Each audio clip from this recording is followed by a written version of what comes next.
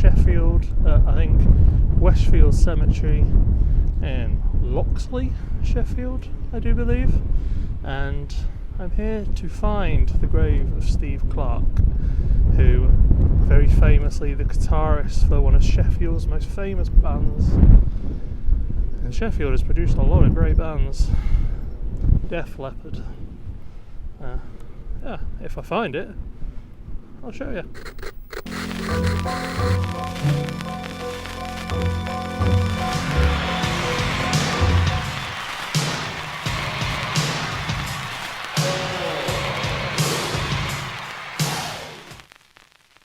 I'm Kurt Loder with MTV News. Def Leppard guitarist Steve Clark died in his sleep at his home in London on Monday night at the age of 30. It was a particularly sad loss for a band that's had more than its share of heartaches over the last 13 years. It is incredibly beautiful here. We are high above Sheffield. Pretty much not in Sheffield, to be honest. Beautiful row of trees. I found his grave.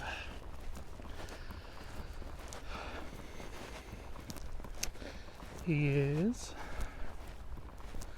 down here.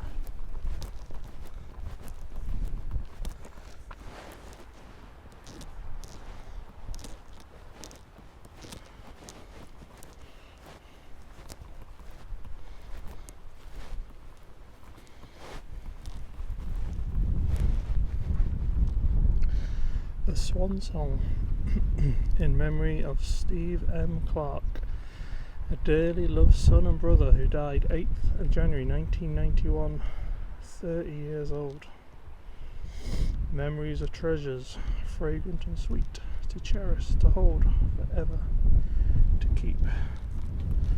Somebody's left a little ukulele. Bless. Yeah. Picture of him down there. Happy birthday. I'm not gonna dig into the cards to read, just out of respect. There's another Clark next to him there. 1697. Died 1697. How old was he? 73. Anyway, I'll get to telling you some information about it. I'm sure if you watch this, you probably know more than I do. So we're next to Steve Clark's grave now.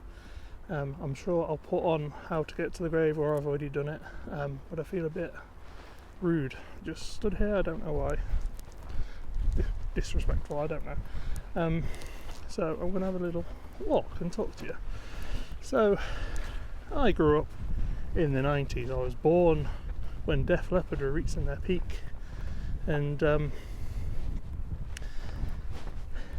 90s was a strange time for music, a good time, especially in Britain, but Def Leppard weren't a particularly huge band in Britpop 90s in Britain. I'm getting so much heat off Def Leppard fans, I'm so sorry. But I grew up in the shadows of Nirvana, very anti-hair metal, and I certainly didn't realise when I used to watch Kerrang late night and all the videos of old bands came up and Pour Some Sugar on Me would come on, I never realised they were from just about an hour away from where I live. Now, Def Leppard formed in Sheffield in 1977. Steve Clark was not part of the formation, but he did join in January of 1978. I've been walking around this grave to find Steve Clark's grave. Oh, we've just walked past. So, I don't know, there's a 3-year-old's grave with a picture of him, and behind him directly is a 95-year-old man. Life is weird. Life is cruel. Some beautiful graves here. really nice headstones and stuff. It was Peter Willis, who was guitarist, who was a part of the formation of Def Leppard, who asked Steve Clark to audition. Now, I sent you a couple of pictures. I was going to go there for you, but I won't have the time, unfortunately. In the middle of Sheffield, we are in Sheffield Wednesday country, in the shadows of Bramall Lane, Sheffield United, is where Def Leppard first rehearsed and practiced. And it was going from them not feeling like a Sheffield band or an English band to the most Sheffield thing ever. Above a Cutlery Factory is where Def Leppard started. I'll send you some pictures. A few years back, during a BBC show called The One Show, quite a big show, a couple of the members went back to the Cutlery Factory where it all started. 40 years ago, this former cutlery factory in Sheffield hosted the very first performance of a group who went on to become one of the biggest rock bands in the world, Def Leppard. Pour Some Sugar on Me was the hit that helped them secure their place in history. They've now sold more than 100 million records worldwide. But today we've brought Joe the singer and Sav the bassist back to their factory rehearsal space where it all began. We spent most of our lives in here when we weren't doing our day jobs, playing, hanging out. The first gig we ever played was in this room, really. Yeah. Remember, we had an invited audience. We used to call them rent-a-crowd, because they were all our mates. Yeah. We only had 4 or 5 songs. And I'll put some pictures on of Steve Clark on top of the Cutlery Factory. This is after they had reached their fame and their peak, and they came back to the humble beginnings of Sheffield. But Steve Clark failed to turn up for the audition to be in Def Leppard, and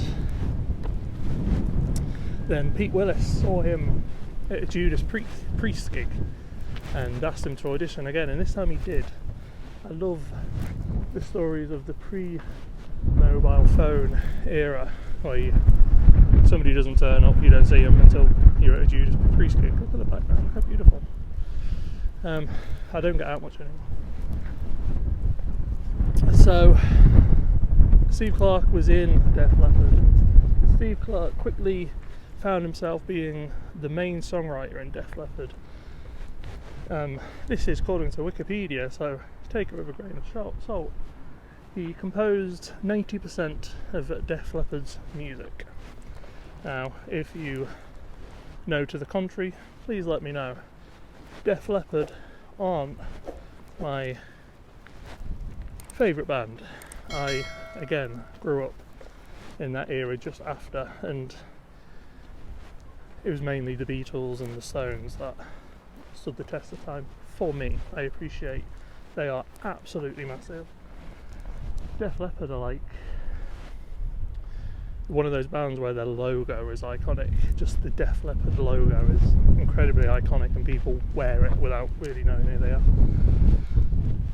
So things for Steve Clark were going swimmingly, but a alcohol addiction kind of swept through this band.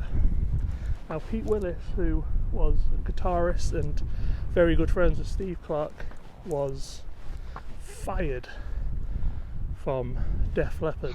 And Pete Willis, was he still there by that point? He was there, yeah. Okay. Yeah, he was. I was actually there when he was sacked. Were you really? I was there when he was drinking too much. You know, the guy was just drinking himself into oblivion, and you know, when it came time for his parts, he just wasn't on the case, and everybody else was giving 100% and he wasn't. And of course Phil Collin came down to see the band, and he knew some of the guys, and he came in, and the next thing I heard was that Phil had joined the band. Phil Collin, who very iconic guitarist of Def Leppard, he came in '83, and Steve Clark and Peter were pretty good friends, but Steve Clark and Phil Collin were deemed the Territory Twins due to the pranks that they would play, for being incredible at guitar, being very iconic, but also being big partiers, and partying was fueled by alcohol consumption, which would be the beginning of the end, unfortunately, for Steve Clark. Now, with Adrenalize coming out in 1987 featuring Pour Some Sugar on Me, this was,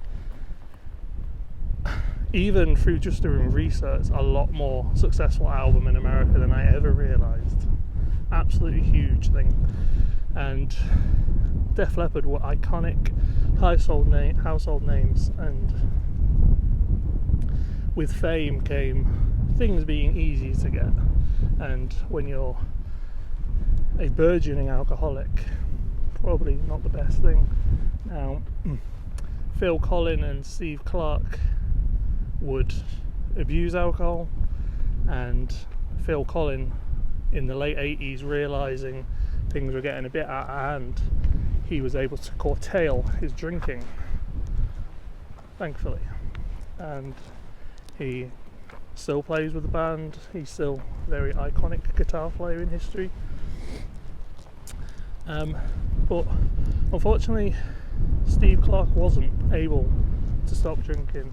He became addicted, he became an alcoholic, and I think it was Phil Collins said, because Phil Collins and Steve Clark were thick as thieves, and he was saying he would wake up, he pronouns, I keep doing it, Steve Clark, and he was trembling, and he had to have a drink to stop shaking, which is a horrible position to get into. The Def Leppard were just touring the world. They were huge superstars. Shall I get out of the way of the sun? No, because I won't be able to see. But things started to come to a head in 1991 when they were in Minneapolis, and Steve Clark was found unconscious in a bar, and he was taken to a hospital in Minneapolis, and it was deemed that his blood alcohol level was at 0.59.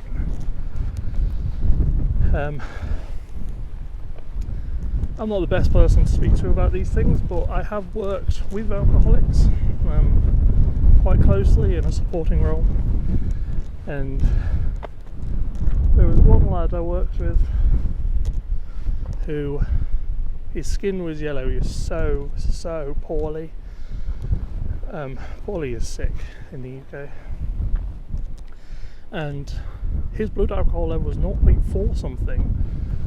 So for Steve Clark's blood alcohol to be 0.59, I can't even begin to tell you how high that is. That's insane. So obviously he couldn't continue with this, and he was becoming erratic and unprofessional, and he was asked by the band to take a leave of absence from Def Leppard. He was pretty integral to Def Leppard, Steve Clark, so he was promised that he wasn't being fired, he would be able to come back. He booked himself into a rehab facility, I believe in Arizona, and there he met I think it was Janie Dean, I might have that wrong, but she was an addict, and they fell in love, but unfortunately two addicts getting together, not a recipe for success. Don't want to disrespect anybody with that comment, but they ended up enabling each other, and the problems were growing, and unfortunately in January of 1991 Steve Clark was found dead. And when Hysteria was finally released, it took Def Leppard all the way to the top of the U.S. charts.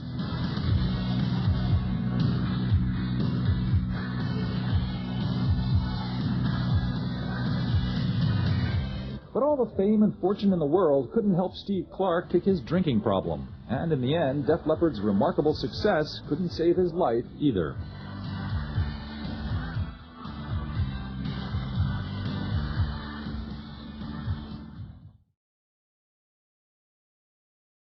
So, in the days after Steve Clark's death, it was kind of, his death was attributed to, in the few days prior, he had cracked a rib and he needed pain medication, and he was told by the doctors not to drink on this medication. Now, I don't know if they knew he was an alcoholic, but it seems a bit cruel to give somebody an alcoholic pain medication and say don't drink on that. And he died of a mixture of Valium, alcohol and codeine, 30 years old. Good grief.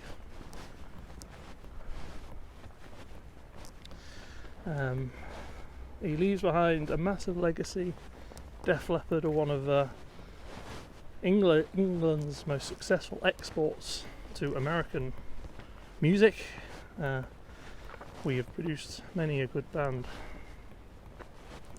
But Def Leppard are incredibly iconic, I would say more so in America. I might be wrong. And Steve Clark's legacy of that band is huge. He is widely regarded as one of the greatest guitar players of all time. He's often in those lists of top 10 guitarists, and he's sorely missed by Def Leppard fans, Def Leppard and the world of music.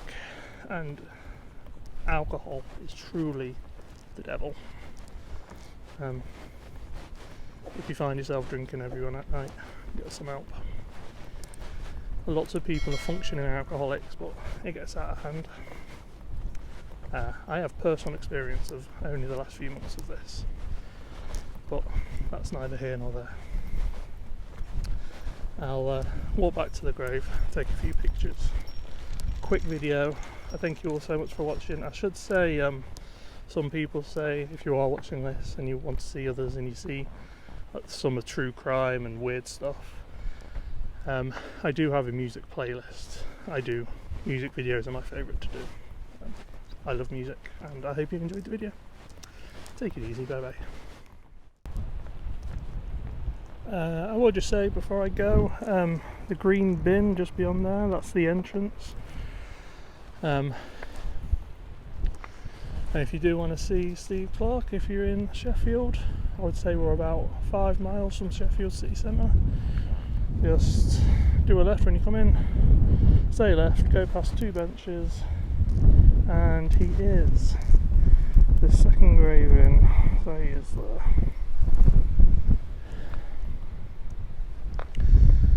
And yeah, you're in a beautiful spot, really beautiful autumnal day, and I hope you all make the most of it and have a great day. Peace.